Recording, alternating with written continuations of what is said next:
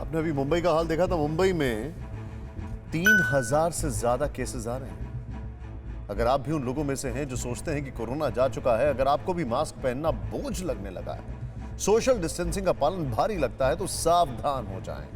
आपकी जरा सी लापरवाही पहले आपको चपेट में लेने का मौका दे रही है, जिससे सिर्फ आप ही नहीं बल्कि आपका परिवार और आपके दोस्त करीबी सब खतरे में पड़ सकते हैं। इसीलिए सरकार एक बार फिर से लॉकडाउन और नाइट कर्फ्यू जैसी पाबंदियां लगा रही हैं, ताकि कोरोना की कड़ी जो फिर से मजबूत होती दिख रही है, उसे कमजोर करके तोड़ा जा सके। केंद्रीय स्वास्थ्य मंत्रालय ने राज्यों को नई एडवाइजरी जारी की। Test, track and treat system को प्रभावी तरीके से राज्यों को लागू करने को कहा है। किसी भी राज्य में कहीं भी कोरोना का केस पाया जाता है तो अगले 72 घंटे के भीतर उस केस के 20 कॉन्टैक्ट की पहचान की जाए और उनको आइसोलेशन में रहने की सलाह दी जाए। जिन जगहों पर बड़े पैमाने पर कोरोना के मरीज आ रहे हैं, वहां क्लस्टर की पहचान करना भी जरूरी है। इसके लिए क्लस्टर में कंटेनमेंट जोन और कोविड प्रोटोकॉल का पालन करने की हिदायत दी गई है। राज्यों को देश की 10 बड़ी राष्ट्रीय लैब और NCDC national centre for disease control से डायरेक्ट संपर्क में रहने की सलाह दी गई है। जिन राज्यों में कोरोना के मामले तेजी से बढ़ रहे हैं, वहां पहले की तरह ही केंद्रीय टीमें भेजी जाएंगी। फिलहाल केंद्रीय टीम पंजाब और महाराष्ट्र का दौरा कर रही हैं। राज्य सरकारें भी पूरी कोशिश कर रही हैं, लेकिन तमाम कोशिशों के बावजूद नाइट कर्फ्यू जैसी सख्तियों का असर कुछ खास नहीं दिख रहा है। ऐसे में इस वक्त सबसे कारगर जो चीज हो सकती है वो है वैक्सीनेशन का दायरा और रफ्तार बढ़ाना, यानी एज ग्रुप की पाबंदी हटाकर सभी लोगों को वैक्सीन देना, या फिर कम से कम उस इलाके के सभी लोगों को वैक्सीनेट करना जहां संक्रमण तेजी से फैल रहा है। ये बात हम लगातार कहते आ रहे हैं, और इस बीच जो खबरें आ रही हैं वो इशारा कर रही हैं कि शायद सरकार इसी ओर कदम बढ़ाने की तैयारी कर रही है। ये तस्वीरें हिंदुस्तान को जल्द से जल्द कोरोना कवच से लैस करने की कवायद की, जो पिछले 62 दिन से जारी।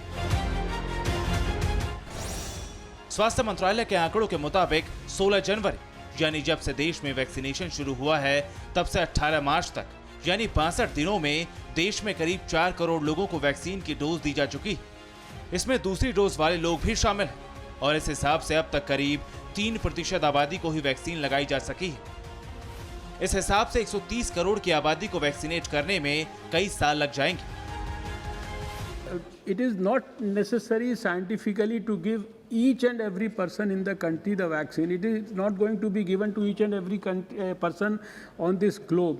This prioritization process being a dynamic process, the behavior of COVID is also a dynamic process.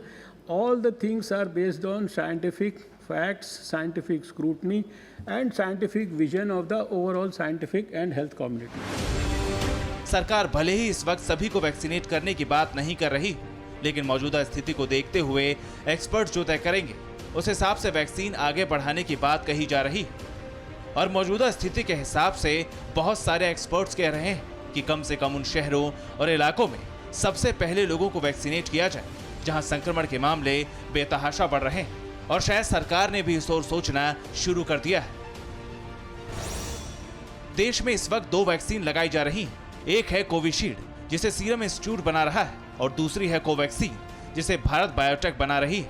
Covishield Oxford AstraZeneca की वैक्सीन है, जिसे सीरम इंस्टीट्यूट कोविशील्ड के नाम से बना रहा है, और इसकी सप्लाई के लिए भारत के साथ साथ यूके से भी करार है, जिसके तहत उसे 1 करोड़ डोज की सप्लाई करनी है, और अब तक 50 लाख डोज दी जा चुकी है। ऑक्सफोर्ड एस्ट्राजेनेका की सप्लाई अगले कुछ हफ्तों के लिए फिलहाल रोक दी है। And the Indian government hasn't stopped any export. There is a delay, as I've described, as there is very frequently in vaccine rollout programs. The delay, as there often is, caused for various technical reasons.